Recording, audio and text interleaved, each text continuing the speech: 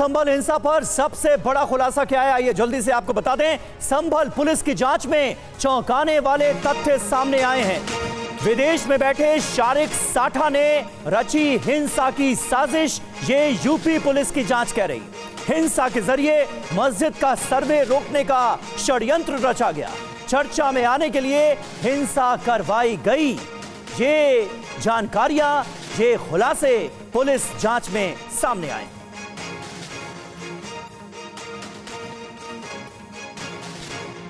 तो आप देखिए संभल हिंसा को लेकर जो 6 बड़े खुलासे हो रहे हैं वो क्या है, सीधा रुक करते हैं बिग वॉल का इंफॉर्मेशन वॉल के जरिए एक एक जानकारी आपके सामने।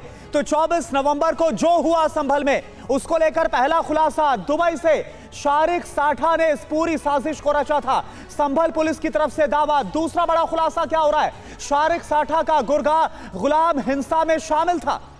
जी हां, और वकील विष्णु शंकर जैन की हत्या की साजिश रची गई थी, यह है संभल पुलिस का दावा। मस्जिद का सर्वे रुकवाने के लिए यह षड्यंत्र रचा गया, यह संभल पुलिस कह रही है। हिंसा के लिए विदेश से हथियार मंगवाए गए और हिंसा को अंजाम दिया गया। अपराधियों को राजनीतिक संरक्षण मिला हुआ था, यह भी संभल पुलिस ने खुलासा किया है। और देखिए इसको लेकर एक और बड़ी खबर आपको बताएं, खुलासा क्या हो रहा है संभल हिंसा पर। पुलिस का बहुत बड़ा खुलासा, हिंसा से पहले गुलाम ने शारिक से बात की थी, यह भी कहा जा रहा है पुलिस की तरफ से। 24 नवंबर से एक दिन पहले ही, आप देखिए तारीख, 24 नवंबर से एक दिन पहले ही फोन पर बात हुई थी शारिक साठा से। यह आपको बता दें 2024 नवंबर कि अगर बात करें तो संभल में हिंसा हुई थी 24 नवंबर को, और इस हिंसा में 4 लोगों की मौत हो गई थी। और इसके बाद से लगातार इस पूरे मामले में धरपकड़ तेज हुई, और इसके बाद अब जाकर ये जो खुलासा है वो शारिक साठा को लेकर हो रहा है। एक अच्छी सफलता हाथ में लगी है, जिसमें उस दिन घटना कारित करने वाले जिसने व्यक्ति द्वारा असले प्रोवाइड किए गए थे, जिस व्यक्ति के द्वारा इंस्ट्रक्शन दिए गए थे, जिस व्यक्ति के द्वारा ये हिंसा करवाने के लिए असले भी प्रोवाइड किए गए थे, उस व्यक्ति को पुलिस द्वारा गिरफ्तार किया गया है, जिसका नाम गुलाम पुत्र मुख्तार है। ये मोहल्ला दीपस राय नखासा का रहने वाला है। पूछताछ में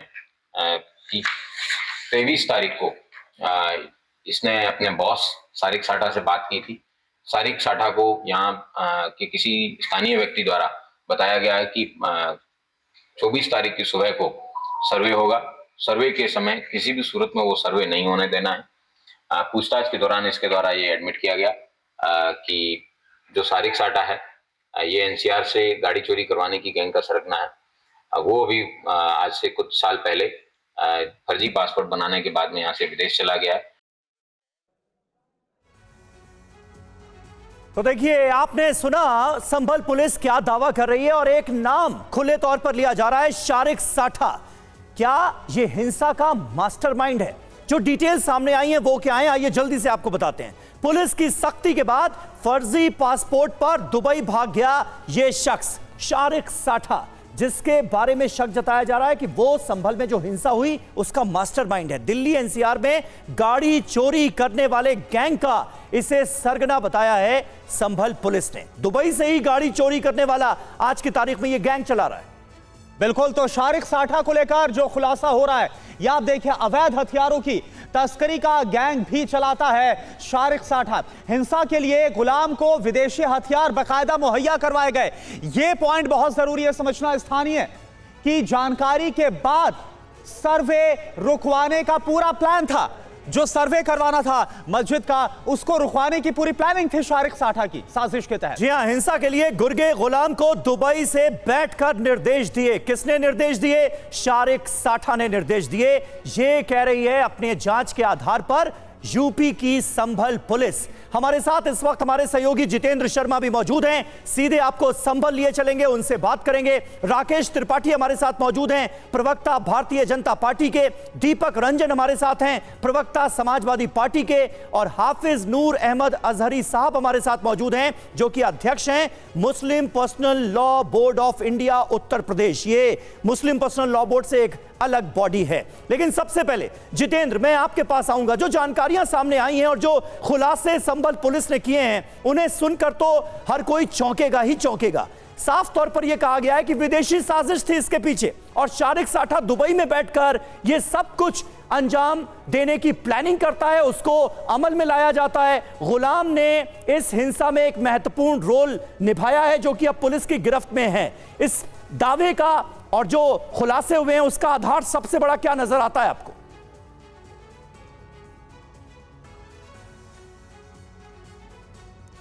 जी बिल्कुल, देखिए संभल पुलिस ने जो खुलासे किए हैं वो कहीं ना कहीं हैरान कर देने वाले हैं। खुलासा सबसे अहम ये हुआ कि दरअसल पुलिस को गुलाम की गिरफ्तारी के बाद शारिक साठा के बारे में पता चला। शारिक साठा अगर आपको याद हो तो दरअसल इसका जो कनेक्शन है वो डी कंपनी से भी निकला था और शारिक साठा जो है वो इस वक्त दुबई के अंदर बैठा हुआ और वहीं से पूरा ऑपरेट कर रहा है। और साथ ही ये भी पता चला है कि जितने भी फरार दंगई हैं वो सभी शारिक साठा के संपर्क में भी हैं। इसके अलावा जो गुलाम है वो एक अहम कड़ी बताया जा रहा है शारिक साठा और जो संभल दंगे हुए थे उनके बीच में। दरअसल शारिक साठा ने ही दुबई में बैठकर गुलाम को ऑपरेट किया, गुलाम को बाकायदा एक व्हाट्सएप ग्रुप बनाने के लिए कहा। ये जो व्हाट्सएप ग्रुप था ये संभल सांसद के नाम से बनाया गया था और जंगली ऐप के ऊपर बाकायदा जंगली ऐप के जरिए शारिक साठा के संपर्क में गुलाम बना हुआ था और उसी के इशारों पर जितने भी दंगई थे उनको हथियार सप्लाई कर रहा था। तो कहीं ना कहीं जो संभल दंगे थे उनका ना सिर्फ विदेशी कनेक्शन सामने आया बल्कि पता यह भी चला कि आखिरकार जो कॉन्स्पिरेसी रची गई थी वो छोटी मोटी नहीं थी बल्कि उसके तार कई देशों तक फैले हुए थे। शारिक साठा जैसे कई और लोग हैं जो अलग अलग देशों के अंदर मौजूद हैं जो इस पूरी प्लानिंग के अंदर संभल दंगे की प्लानिंग के अंदर शामिल हैं। तो उनके नाम भी अब धीरे धीरे सामने आना बाकी है। जी बिल्कुल। और देखिए हमारे साथ बीजेपी से राकेश त्रिपाठी जी भी जुड़े हुए हैं। राकेश त्रिपाठी जी, ये कितना अलार्मिंग है? संभल में जो कुछ हुआ, हिंसा हुई, 4 लोगों की मौत हुई, ये सब हमने देखा, लेकिन अब इसके जो कनेक्शन है वो शारिक साठा से, विदेशी साजिश से जुड़ते हुए नजर आ रहे हैं। ये कितना अलार्मिंग आपको लग रहा है? देखिए निश्चित तौर पर पूरे पश्चिमी उत्तर प्रदेश में जिस तरह के हालात रहे हैं उन हालातों को लेकर के पहले भी कई रिपोर्ट आई है कि किस तरह से पश्चिमी उत्तर प्रदेश को बारूद की ढेर पर बिठाकर रखने का काम किया गया है।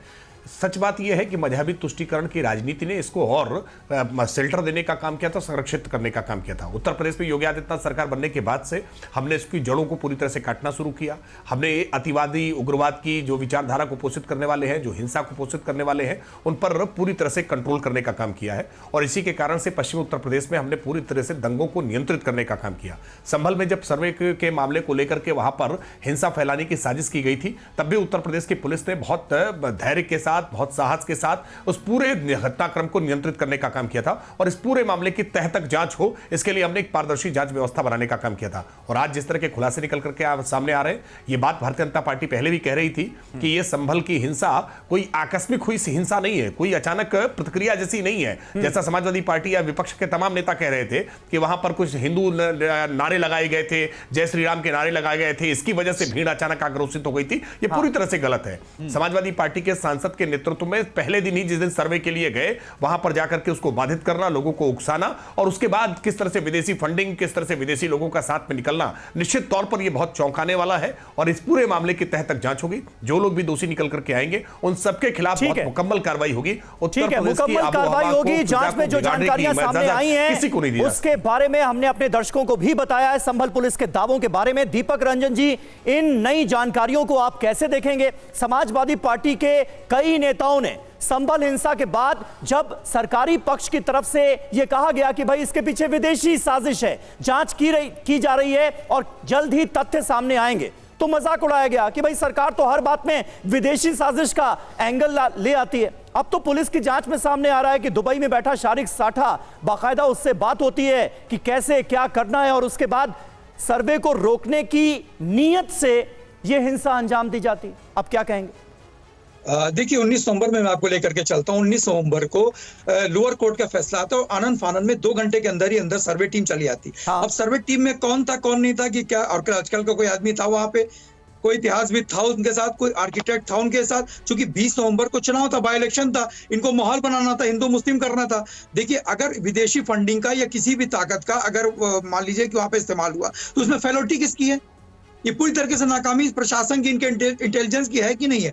आप विश्व गुरु होने की बात करते हो, अगर डी कंपनी का संचालन अगर पूरी तरीके से फल फूल रहा है हिंदुस्तान में, तो ये किसकी नाकामी? 11 साल से आपकी केंद्र में सरकार है, 8 साल से आपकी उत्तर प्रदेश में सरकार है। आप ये अच्छा जो चार्जशीट उन्होंने दाखिल की उसमें 4 मौतें हुई, किस कारण से मौत हुई ये पता चला? जो पुलिस वाले निहत्थों के ऊपर खुलेआम गोली चला रहे थे, क्या पुलिस वालों के खिलाफ FIR हुई? हम विपक्ष के लोग, अपोजिशन के लोग वहां पे जाना चाहते थे, वहां का हालात का जायजा लेना चाहते थे। आपने हमको हाउस अरेस्ट कर दिया, रास्ते में हमको डिटेन करने का काम किया। आपने आखिर हमको संभल तक पहुंचने क्यों नहीं दिया? विपक्ष के लोगों को आपने क्यों नहीं जाने दिया? किसी को कहीं डिटेन कर लिया, किसी को आपने हाउस अरेस्ट कर लिया। आखिर आप क्या छुपाना चाहते थे? आज चीजें जो निकल करके आ रही हैं, भैया आप जो लिख दो उसमें, आप जो भी कुछ कर दो। किसी का अगर किसी विदेशी फंडिंग हो रही थी या विदेशी ताकतों का या डी कंपनी का या आतंकवादी का या उग्रवादी का अगर उसमें कोई हस्तक्षेप था या अगर इन्वॉल्वमेंट था या अगर उनकी मदद थी, तो सरकार क्या कर रही थी? 10 साल से सरकार है केंद्र में, अगर डी कंपनी उत्तर हिंदुस्तान में फल फूल रही है, पुलिस तो की जांच नाकामी पर किसकी भरोसा है ना आपको? किसकी जांच पे? वही पुलिस जो हमको जाने नहीं देती है, वही पुलिस जो नियतों के ऊपर खुलेआम गोली चलाती है, उस पुलिस की बात कर रहे हैं। वही पुलिस जो वीडियो आता है और अस्पताल में जो मरने की कगार पे है, उसको गन पॉइंट पे कह रहे हो कि तुम बोलो कि तुम गिर करके मरे हो, उस पुलिस की बात कर रहे हैं आप। ठीक है, यानी जांच पर भरोसा नहीं है, जांच पर भरोसा नहीं है, पुलिस की जांच पर बिल्कुल भरोसा नहीं है, नहीं है। बिल्कुल जांच पे भरोसा नहीं है। यानी पुलिस की तरफ से, यूपी पुलिस की तरफ से खुलासा किया गया शारिक साठा को लेकर, तमाम जो नाम है उसका जिक्र किया गया है, लेकिन अभी भी आपको शक है सरकार की मंशा पर, आप सवाल उठा रहे हैं। राकेश जी आपसे जवाब लेंगे, लेकिन इस बीच एक और बड़ी खबर है इस खुलासे को लेकर। इस खबर का हम रुख कर रहे हैं संभल हिंसा पर। पुलिस का एक और खुलासा, आप देखिए क्या हो रहा है। वरिष्ठ वकील विष्णु शंकर जैन की हत्या की साजिश को रचा गया था। आरोपी गुलाम का पूछताछ में एक और यह बड़ा खुलासा, पहचान के लिए विष्णु शंकर की फोटो दी गई थी। मस्जिद के अंदर विष्णु शंकर की हत्या की बकायदा साजिश थी। आप सुनिए क्या कहा गया है। इसके द्वारा यह भी बताया गया कि जो 24 तारीख को जो हिंसा है उसमें एक कोई वकील है जो कि बाहर से आते हैं और वो जगह जगह पे एप्लीकेशन डालते हैं। इनके द्वारा ये निर्धारित किया गया, जब प्लानिंग में असले देने के समय उन्होंने उसको ब्रीफ किया गया था, उसका फोटो भी उनको बताया गया था कि ये इस तरीके का व्यक्ति है, झूलिए का है, इसको जामा मस्जिद के अंदर किसी भी सूरत में पहुंच के उस व्यक्ति को खत्म करना है। उससे देश भर के अंदर हिंसा फैलेगी और ये लोग जो हैं देश भर में, दुनिया भर में फेमस हो जाएंगे। इनकी ये इन्होंने इस बात को एडमिट भी किया है कि जो इनके द्वारा बताया गया है, जिसमें इन्होंने कि जो मस्जिद है ये करीबन 500 साल पहले इसने एडमिट किया कि 500 साल पहले मस्जिद बनी है और ये हमारे पूर्वज बाबर की निशानी है और इसका रक्षा करना हमारा धर्म है। और हमने ठान लिया था, हमारे नेताओं ने भी हमें बताया था कि किसी भी सूरत में सर्वे नहीं होने देना है। तो संभल के एसपी कृष्ण बिश्नोई को आप सुन रहे थे। कई बड़े दावे पुलिस ने अपनी जांच के आधार पर किए हैं। मस्जिद, सर्वे और साठा, ये खौफनाक प्लान जो है ये कैसे रचा गया, पुलिस क्या कह रही है, आइए आपको बताते हैं। साजिश का एंगल है और विष्णु शंकर जैन का नाम सामने आया है कि उनकी हत्या करना भी अपराधियों का एक मकसद था। पुलिस वालों पर फायरिंग करना भी एक मकसद था। ये पुलिस ही कह रही है कि साजिश में का जो एंगल है उसमें यह जानकारी भी सामने आई है, किसी भी हाल में मस्जिद का सर्वे रोकना दरअसल मंशा थी। अब देखिए मकसद क्या था यह आप समझिए साजिश के पीछे।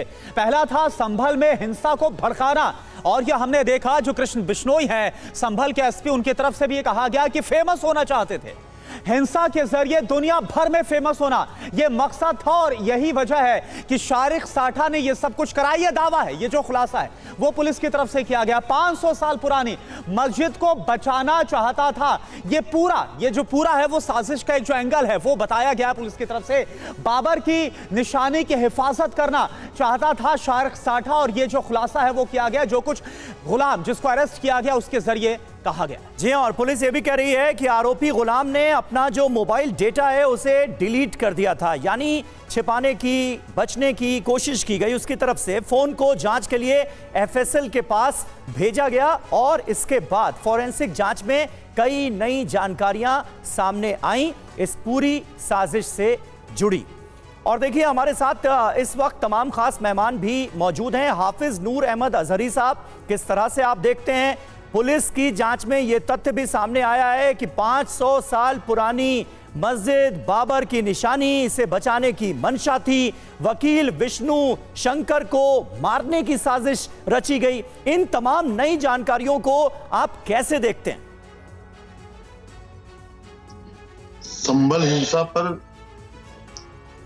संभल की पुलिस का हर दावा खोखला है, और मैं ये भी बात भी दावे से कह सकता हूं, क्योंकि 5 लोगों की लाशें जो वहां उठाई गई हैं, उनका कातिल कौन है, उनके कातिल को बचाने के लिए ये सारे षड्यंत्र किए जा रहे हैं। जबरन मुसलमानों को अपराधी बनाने की कोशिश की जा रही है। ये किसी से छिपा हुआ नहीं है। मौजूदा सरकार का रवैया लोगों के सामने है। मौजूदा हुक्मरान ने पुलिस को छोड़ ही इसलिए रखा है कि आप मुसलमानों को टारगेट करो।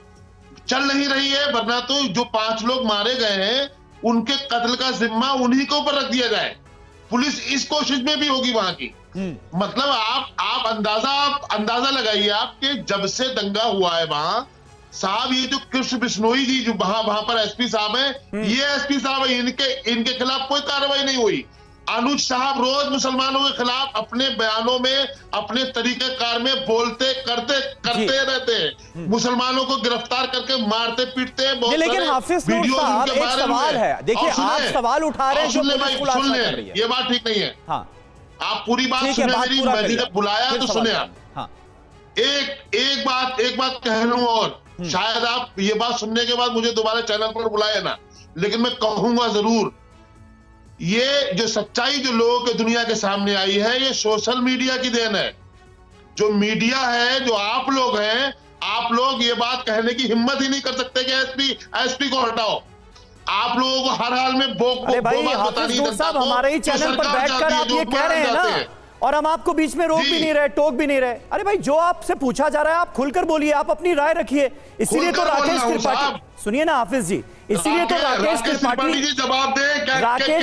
जी के साथ साथ आप भी मौजूद हैं हमारे साथ इस डिबेट में। सोशल मीडिया के जरिए लोगों के सामने सच्चाई आई है। आपने अपनी बात सामने आने वाली नहीं थी। नहीं, देखिए हाफिज कह दी हाफिज साहब। अब मुझे ये बताइए कि ये जो भरोसे की इतनी जबरदस्त कमी है, ये क्यों है? पुलिस ने जांच की, ठीक बात है, आप सरकार के रवैये पर सवाल उठा रहे हैं। पुलिस ने जांच की, लेकिन पुलिस को अपनी जांच को सही ठहराना होगा इस देश की अदालत में भी। ये नहीं होता इस देश में कि पुलिस ने जांच कर दी, जिसको आरोपी बना दिया उसको फांसी के तख्ते पर लटका दिया गया। अदालतें हैं, पुलिस को ये थियरी अदालत में साबित करनी पड़ेगी। सैकड़ों मुसलमान ऐसे मैं आपको बता सकता हूं चैनल पर, जो इन्हीं पुलिस के लोगों ने उन्हें अपराधी बना करके पेश किया। 10 साल, 15 साल, 20 साल बाद उन्हें कोर्ट ने बरी किया, और जब कोर्ट ने बरी किया तो किसी ने जिम्मा नहीं लिया कि साहब इनके जो 15 साल, 20 साल, 10 साल बर्बाद हुए हैं, इसके साथ जिम्मेदार हम हैं। ठीक है हाफिज नूर साहब, आप जो बातें कह रहे हैं, राकेश त्रिपाठी जी संभल पुलिस के जांच के दावों पर न सिर्फ समाजवादी पार्टी सवाल उठा रही है, बल्कि हाफिज नूर साहब भी सवाल उठा रहे हैं। भरोसे की जबरदस्त कमी नजर आ रही है, आपकी पुलिस की मंशा पर सवाल उठ रहे हैं। देखिए हाफिज नूर साहब के पास जो सोशल मीडिया पर बहुत सारे इनके पास सच है ना, उस सच को लेकर के कोर्ट क्यों नहीं चले जाते हैं? समाजवादी पार्टी के पास बहुत काबिल अधिवक्ता भी है, हाफिज नूर साहब के पास भी समाज के बड़े काबिल अधिवक्ता हैं। इन अधिवक्ताओं के साथ कोर्ट में जाएं, या देश की कोर्ट में भी इनका भरोसा नहीं है? ये बाद में कह देंगे कि कोर्ट का फैसला भी बायस्ड है, कोर्ट का फैसला भी सरकार ने तय करा दिया है। भाई कम से कम देश के संविधान से बनी हुई अदालतों पर आपका भरोसा है तो आप अदालत में इन साक्ष्यों को लेकर के जाएं और ठहरा दे गलत उत्तर प्रदेश की पुलिस की थ्योरी को। वास्तविकता में उत्तर प्रदेश की पुलिस ने बहुत धैर्य के साथ, साहस के साथ और संयम के साथ जिस तरह से पूरी संभल की हिंसा को नियंत्रित करने का काम किया, अगर कहीं पिछली सरकारें रही होती ना ये सपा बसपा की, तो संभल के कारण से पूरे पश्चिमी उत्तर प्रदेश में दंगे की आग में झुलसता। हमने देखा है मुजफ्फरनगर का दंगा, हमने देखा है कासगंज का दंगा, हमने अलग अलग समय पर पश्चिमी उत्तर प्रदेश के दंगों को देखा है कि कैसे पूरा पश्चिमी उत्तर प्रदेश दंगों की आग में जलने लगता लेकिन हिंसा तो हो गई ना। संभल की पुलिस ने विदेशी साजिश है, दुबई में बैठकर शारिक साठा ने यहां पर गुलाम को निर्देश दिए, गुलाम ने हिंसा करवा दी और आप लोग हिंसा रोक नहीं पाए। अगर ये हुआ है, अगर ये लापरवाही हुई है, तो उसका जिम्मेदार कौन था? आपने किन लोगों के खिलाफ कार्रवाई की कि हिंसा को आप रोक नहीं पाए? नहीं देखिए, नहीं देखिए, हिंसा को रोक नहीं पाए, मैं मानता हूं ये सत्य अधूरा सत्य होगा। कैसे? हिंसा को हमने बहुत प्रभावी कार्रवाई करके तुरंत रोकने का काम किया। मैंने कहा ना कि वरना दंगा होता, वरना कर्फ्यू लगते, वरना वहां तक कई दिनों तक बाजार बंद होते, तो 4 लोगों की जनजीवन जान अस्त व्यस्त चली गई होता। ना। लेकिन संभल में यह सब नहीं हुआ, आकस्मिक ना। बिल्कुल ठीक बात है, हम इस बात को कहां नकार रहे हैं, किसी की जान गई है इस बात को हम नकार नहीं रहे हैं, और इसीलिए जांच कर रहे हैं। इसीलिए जांच करके उनको मुकम्मल अंजाम तक पहुंचाने का काम भी करेंगे, जिनको सपा बसपा के लोग बचाने का काम करते हैं, जिनको हाफिज नूर जैसे लोग बचाने का काम करते हैं। अगर हाफिज नूर जैसे लोग सच में उनकी हत्या से दुखी है तो पुलिस की कार्रवाई पर भरोसा करते, पुलिस पर भरोसा करते कि वो आज जिन दोषियों को पकड़ करके, आप गुलाम की गवाही पर भरोसा नहीं कर रहे हैं, आप गुलाम के बयानों पर भरोसा नहीं कर रहे हैं कि गुलाम को कैसे निर्देश मिला, और गुलाम के दिए गए बयानों में एक बयान बहुत महत्वपूर्ण है। वो ये कह रहा है कि 500 वर्षों से चली आ रही इस मस्जिद को बचाने के लिए सर्वे किसी भी सूरत में नहीं होने देना है। ये बात हमारे नेताओं ने भी कही थी। कौन नेता है इन नेता में? हाफिज अहमद नूर अजहरी भी है क्या? क्या ये नूर अजहरी भी उन नेताओं में से है जिन्होंने ये कहा था कि 500 साल पुरानी मस्जिद पर सर्वे नहीं होने देना चाहिए? ठीक है, आपने अपनी बात को रखा, लेकिन एक और खुलासा है, क्योंकि इस खबर का भी रुख करना पड़ेगा। ये बड़ी खबर हम बता दें। हाफिज नूर साहब आएंगे आपके पास, आपसे रिएक्शन लेंगे। देखिए, संभल हिंसा पर पुलिस की तरफ से एक और बड़ा खुलासा किया गया है। वो क्या है कि आप देखिए, संभल के एसपी कृष्ण बिश्नोई की तरफ से क्या दावा किया जा रहा है। शारिक साठा को राजनीतिक संरक्षण मिला हुआ था, राजनीतिक संरक्षण की बात कही गई, राजनीतिक संरक्षण में अपराध करता था शारिक साठा। सुनिए आप। इसके द्वारा पूछताछ में बताया गया कि पूर्व में इसको राजनीतिक संरक्षण, इसको और शारिक साठा को प्राप्त था, जिसकी वजह से ये लोग दीपा सराय में बिना किसी चिंता के, आराम से, शांति से जितने भी आपराधिक गतिविधियां हैं वो करते आ रहे थे। लेकिन पिछले कुछ समय से पुलिस की सख्ती के कारण ये आपराधिक गतिविधियां संचालित नहीं कर पा रहे थे। और देखिए, दीपक रंजन हमारे साथ समाजवादी पार्टी से है। दीपक रंजन जी, आपने कृष्ण बिश्नोई जो संभल के एसपी, उनको आपने सुना, उनकी तरफ से कहा गया है कि शारिक साठा को पूर्व में राजनीतिक संरक्षण मिला हुआ था, और पूर्व में बीजेपी से पहले किसकी सरकार थी यह आप जानते हैं, क्या बोलेंगे आप? लश्कर भी तुम्हारा है, सरदार भी तुम्हारा है, तुम झूठ को सच कहो, अखबार भी तुम्हारा है। और ये हमारे भारतीय जनता पार्टी के प्रवक्ता जी कह रहे हैं, हालात अगर वहां पे सामान्य थे तो फिर विपक्ष वहां जाने क्यों नहीं दिया जा रहा था जी? डीजीपी क्यों रोक रहे थे विपक्ष को? क्यों विपक्ष को हाउस अरेस्ट किया जा रहा था? आप कह रहे हैं कि कानून है, अदालतें हैं, सत्ता है, सरकारें हैं, विपक्ष नहीं है क्या? विपक्ष हिंदुस्तान में है या नहीं है? जी। और जब विपक्ष है तो दीपक जी है, बिल्कुल है विपक्ष, और उसी विपक्ष पर राकेश त्रिपाठी जी आरोप लगा रहे हैं कि आप लोग आरोपियों को बचाने की कोशिश करते हैं। अरे समीर भाई, तो क्यों नहीं जाने दिया गया? अगर हालात सामान्य थे तो क्यों बार बार डीजीपी फरमान जारी करते थे कि इसीलिए नहीं जाने दिया, इसीलिए नहीं जाने दिया क्योंकि आप जाते तो वहां दंगा भड़काते, इसीलिए नहीं जाने दिया क्योंकि आप जाकर के संविधान को भड़काते, इसीलिए नहीं जाने दिया। और आप जाइए ना, आप दीपक रंजन किसने मना किया?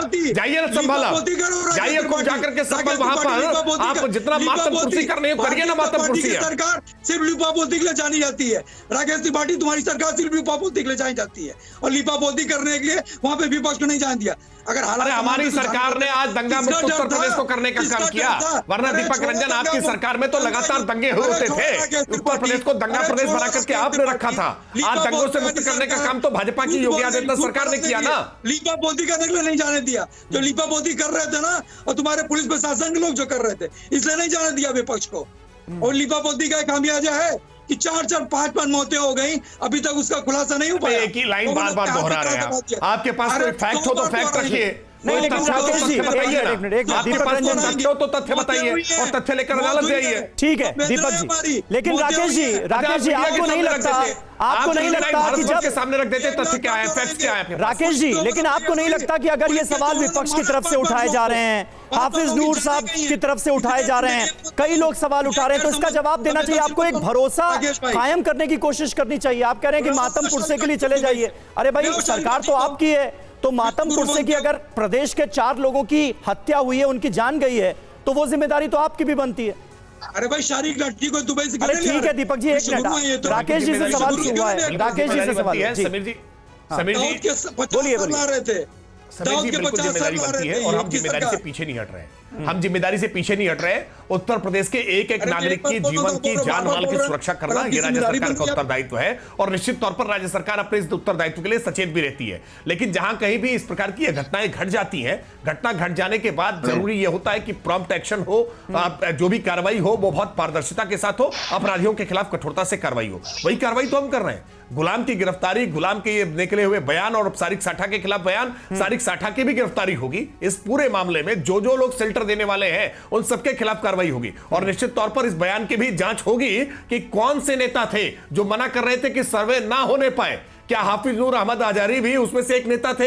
क्या दीपक रंजन की पार्टी के भी उसमें से नेता थे? उन सारे नेताओं की पहचान होगी जिन्होंने सर्वे को रोकने के लिए हिंसा को वहां पर उन्हीं पर सवाल उठा दिए। जिस हिंसा की परिणति के रूप में लोग, ठीक है, हाफिज नूर साहब जवाब दीजिए। और पुलिस ने जांच करके, इतने दिनों की जांच करके अब ये दावे किए हैं, पूरा आधार है उस जांच का। आप लोग सीधे सीधे सवाल उठा देते। आप नहीं चाहते क्या कि जो असली साजिश करता है वो पकड़े जाएं, उनको सजा मिले? राकेश त्रिपाठी जी, आप हमारे देश के बड़े जिम्मेदार आप प्रवक्ता हैं और आपकी कदर भी करते हैं, आपकी काबिलियत की। लेकिन आपसे एक शिकायत ये है हमें कि जो सवाल करता है, जो बोलता है, वही आपको अपराधी लगने लगता है। ये पहली बार देखा जा रहा है भारत में। दूसरी बात ये है, मेरी आपसे एक ही गुजारिश है, उन 5 लाशों का जिम्मेदार कौन है और वहां अभी तक कृष्ण बिश्नोई एसपी क्यों है? उन्हें क्यों नहीं हटाया गया?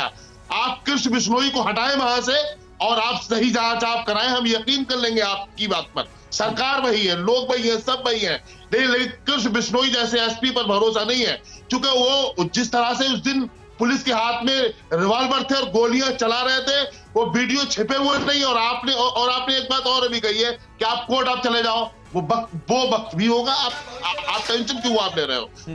जब ये सारा मामला कोर्ट में जाएगा। लेकिन हाफिज नूर साहब देखें, ये भी तो समझना होगा ना कि पुलिस ये खुलासे अपने आप से नहीं कर रही है। जो आरोपी है उसे गिरफ्तार किया गया, गुलाम को उसके आधार पर ये कहा जा रहा है कि उसने जो बयान दिया उसके आधार पर अमेरिका का कनेक्शन बताया, याद नहीं आपको? पुलिस ने अमेरिका का कनेक्शन बताया, कहां है वो कनेक्शन? कौन लाया था अमेरिका से कारतूस? पुलिस ने पाकिस्तान का कनेक्शन बताया। साहब, ये हम और आप बैठकर थोड़ी तय करेंगे कि अमेरिका वाला कनेक्शन सही है या दुबई वाला कनेक्शन सही है। भाई ये तो पुलिस अपनी जांच करेगी और उस पूरी की पूरी थ्योरी को अदालत में साबित करेगी, तभी किसी को सजा होगी। एक और अहम खबर है, संभल हिंसा पर पुलिस ने एक और खुलासा किया है। आरोपी गुलाम के पास से विदेशी हथियार मिले। जर्मनी में बने 12 बोर के 7 कारतूस बरामद हुए हैं, ये पुलिस का दावा है। गुलाम के पास 9 mm का एक जिंदा कारतूस भी मिला है, जिसे जब्त किया गया है। चेकोस्लोवाकिया में बने कारतूस भी मिले हैं गुलाम के पास से, ये संभल पुलिस कह रही है। ज्यादा बड़ी चौंकाने वाले तथ्य ये हैं कि इसके पास से डायनामिल नोबेल एटकिन गेल्सेल साफ्ट ट्राइसडॉर्फ जर्मनी लिखा हुआ एक बॉक्स मिला है, जिसमें उसके 12 बोर के 20 कारतूस मिले हैं, जबकि उस बॉक्स पे 12 बोर के 7 कारतूस मिले हैं, जबकि उस बॉक्स पे लिखा है 20 कारतूस का। इसका मतलब इसने 13 कारतूस कहीं अन्य जगहों पे इसने प्रयोग भी किए हो सकते हैं। ग्रेट ब्रिटेन का भी इसके पास से एली नॉच करके एक कवर है वो मिला है, और मेड इन इंडिया की पैंदी के इसके 12 KAF के और चेकोस्लोवाकिया के बने हुए इसके पास मेड इन चेकोस्लोवाकिया के भी कारतूस हैं वो मिले हैं। इससे पता चलता है कि किस तरीके से इंटरनेशनली जो कारतूस हैं वो इसके पास ये यूज करता था। तो संभल के एसपी ने गिरफ्तार गुलाम के जरिए जो खुलासे किए गए उसके आधार पर तमाम जो बातें हैं वो मीडिया के सामने रखी गई हैं। और देखिए एक और बड़ा खुलासा इसी को लेकर है। बड़ी खबर क्या है, संभल हिंसा में 6000 पेज की चार्जशीट को दाखिल किया गया। ये जानकारी आपको दे दें, पुलिस की चार्जशीट में 79 आरोपियों के नाम दर्ज है। चार्जशीट में दुबई में बैठा शारिक साठा मास्टरमाइंड है। तमाम जो खुलासों की कड़ी है उसके बीच जानकारी भी आपके सामने। शारिक साठा 4 लोगों की मौत का जिम्मेदार बताया गया है पुलिस की तरफ से। तो देखिए अब कई बड़ी जानकारियां, बड़े खुलासे संभल पुलिस करती हुई नजर आ रही है। हालांकि उस पर सवाल भी उठ रहे हैं, लेकिन इन दावों को, इस पूरी की पूरी थ्योरी को अदालत में कैसे साबित करती है यूपी पुलिस और असली जो दोषी हैं उनको कैसे सजा दिलवाती है, यह देखने वाली बात होगी। बहुत बहुत शुक्रिया अदा करना चाहेंगे अपने तमाम खास मेहमानों का जो आज हमारे साथ चर्चा में जुड़े।